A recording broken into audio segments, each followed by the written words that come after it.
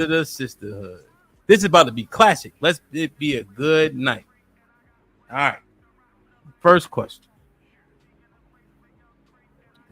I feel like this is just never ending. So I just want to see what the ladies' opinions are. You know, we hear leadership this, leadership that. So what's the real issue? Men not being good leaders or the unwillingness of women to follow? Men not being good leaders, is that the issue? Or the unwillingness of women to follow? Ro, what you think? Women aren't going to follow non-leaders. I mean, that's just it. They follow the leaders. So so you're saying it's on the men because the men aren't good leaders?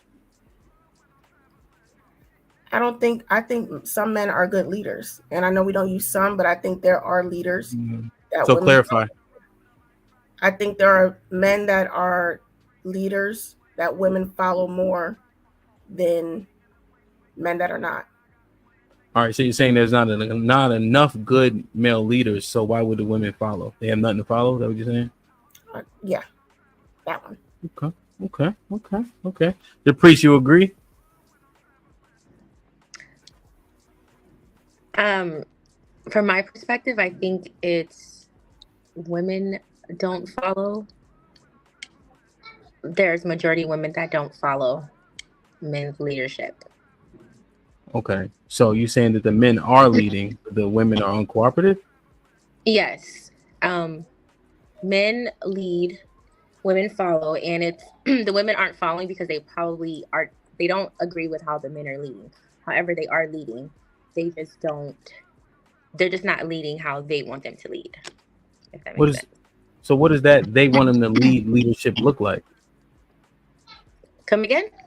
What is that you say, quote unquote, they want them to lead, how they want them to lead? What does that leadership look like? I don't know. I have no idea. It's a lot of women have what they think in their head how a man should lead. And however, sometimes it may not look like how they want it to look like, but it is leading. Okay. Does anybody else agree with your priest? I do. I think most men are leaders.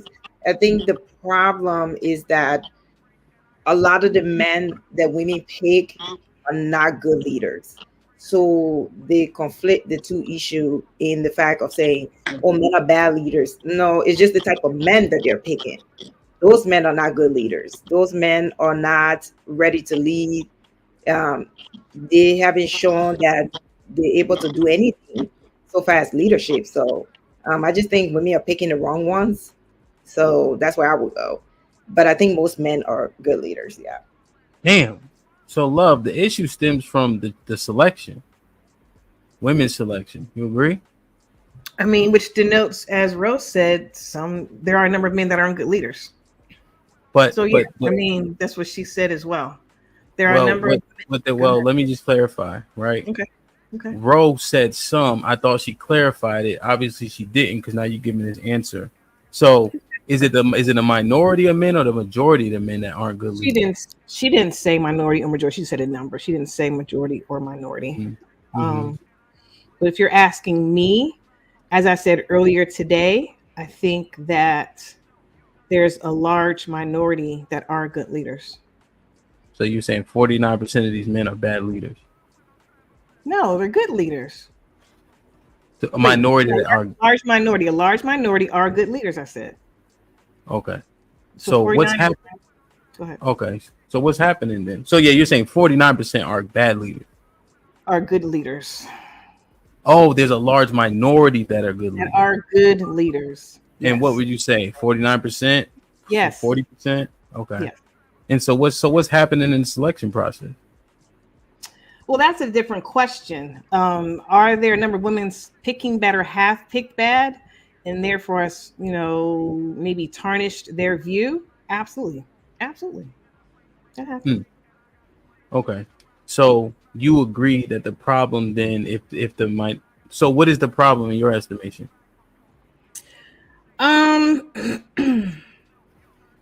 There have been instances and times in which we as women have picked bad and has skewed the lens, right? So they think that most men, or I'd say men, period, right, can't lead because their lenses are skewed because they've had bad experiences.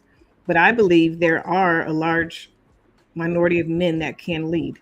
I believe that men, have that leadership in them, but how it's manifest and how it's presented, if it's curated and cultivated, is something different. Okay, so you're saying the issue is then that women just don't want to follow. They don't want to follow.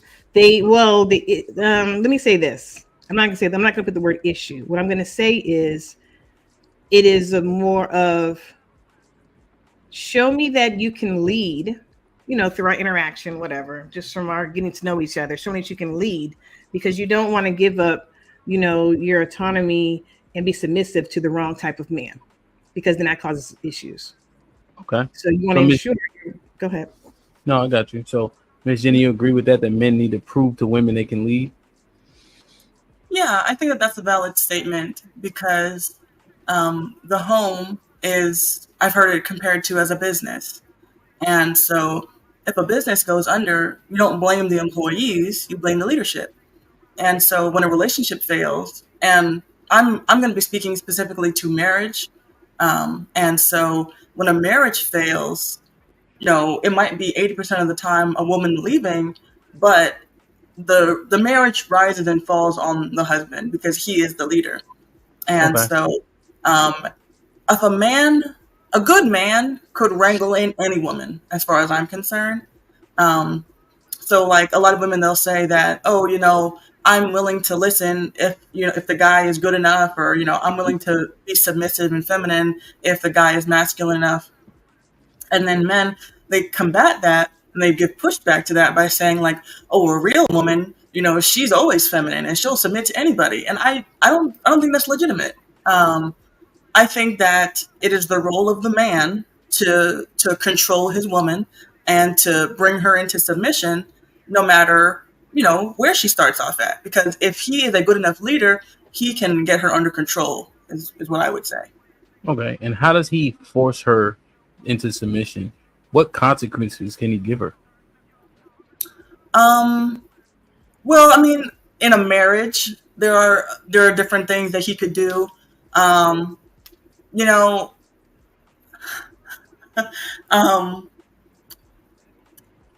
When it comes to consequences, I mean, I guess that all depends on what someone is comfortable with.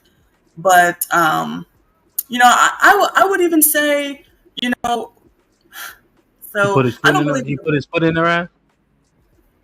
I don't think that's completely off the table. I believe in corporal punishment, for people who are unruly. And so would I say that a man should never put his hand on his woman in that regard? I don't know if I would be comfortable saying that he should never do it, but maybe it'd be a last resort. If your wife is extremely unruly. Mm. But that's the last resort. That's not where you want to start off. But you could tell her that she, if she's gonna act like a child, then you might have to treat her like a child and say, you can't do certain things, you can't go certain places. I'm gonna take your debit card, I'm gonna take your keys, what have you. Mm. And so, if she's, because at the end of the day, in a marriage, she chose to marry you and she chose to be with you. And so if she's refusing to submit to your authority, then you have to discipline her accordingly. Okay. I have a question. Go ahead, Ms. Because you mentioned her being unruly. As a leader, shouldn't he know how to choose his woman, that he would know not to choose a woman that would be deemed unruly? That's a good point that you bring up. And so people can be deceptive. That's what I would say. There are a lot of people who claim that, I married this person and I didn't realize who they were. How much of that is legitimate, whether or not they were willingly ignorant of the red flags that were there. that's possible. And so a wise man shouldn't marry a woman who is totally out of control. So there is that to be said. But, if he does, then he just needs to figure it out, because the Bible says that it's until death do you part. Yeah, I guess I was looking at it from like the spirit of discernment. Like he should have been able to discern whether or not she has unruly behaviors, and then why would he choose to be with that woman if he feels that she's unruly and that she wouldn't be submissive to him. That to me, Right. I would look at that like, isn't that a form of him being a great leader and him knowing how to have his home, his household be structured. Right. Yeah. And that makes sense. So, a really wise man who is discerning wouldn't marry a woman who is wild. But, people change. And so you might get married when you're 25 and things are good and she's doing what she's supposed to. And then something traumatic happens to her, or just she's listening to too much feminist garbage and her mind gets corrupted. And then she starts to act out. And then how do you maneuver in that situation after that? So then I guess that would be a more realistic scenario. So basically deal with all that other stuff before you even enter into a relationship, I would say, so that she wouldn't be acting unruly. Yeah. Do a proper vetting process of your spouse to say, okay, I don't want to have to deal with a woman who, would act this kind of way. But, if it happens later on in the marriage, then you just have to, maneuver it then.